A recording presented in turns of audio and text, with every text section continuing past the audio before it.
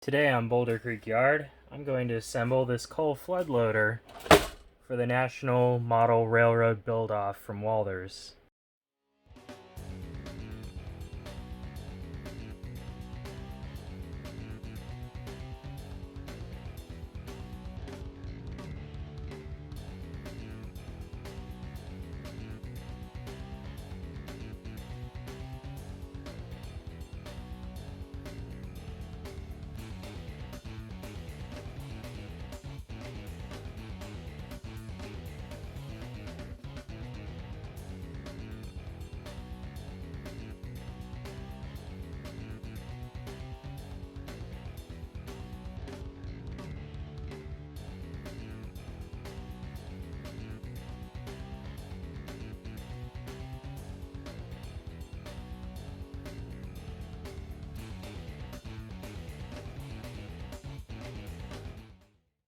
I figured I would go over why I'm assembling this in sub-assemblies. Since it is going to be painted in multiple colors, I'm assembling parts that will be painted in the same color, then assembling the whole structure later. It will be challenging to do final assembly, but it pays off since the glue has a tendency to melt the paint. For the finished product, the less glue you need to use on painted surfaces, the better. I will need to break apart some tacked together seams, but a little small dot of glue and a hobby knife later on, you can easily split these parts apart, specifically like this joint. At the start of the project, you might have seen I was using Scotch tape. This is a special removable type of Scotch tape used for scrapbooking. It's basically just the regular stuff with a less aggressive adhesive on it. It lets you get some of the parts square for the other assemblies, and then you can cleanly remove it later.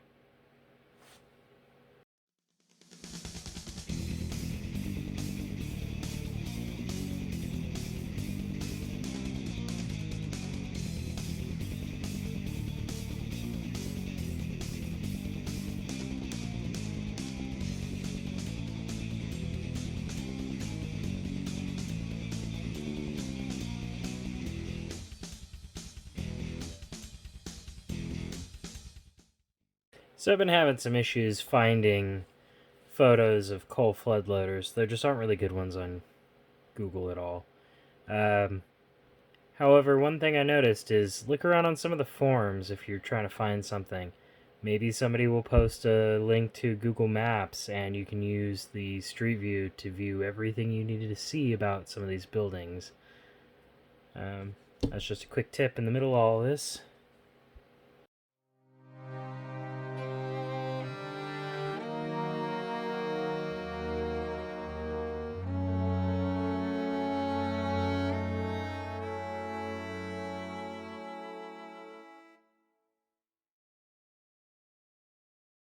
Well, here's where I got after about 2 hours or so worth of work. And it's almost 2 a.m. in the morning, so I'm about to go to bed. However, with the modern wonders of video editing, you won't know the difference.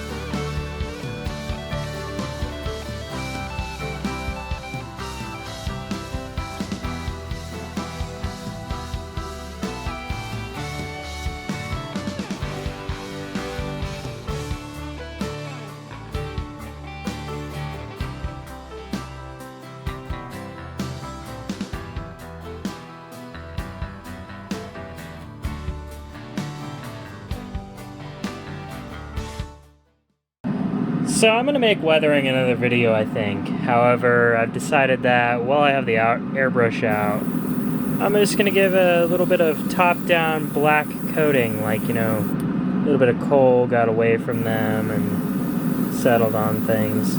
I know that they're supposed to have some kind of stuff to put on the coal to stop it from turning into dust, but let's just say that got away from them just a little bit more than it should have. This isn't really the best view of it, however, it's just supposed to be ever so subtle, and I'll do the rest with weathering powders later on.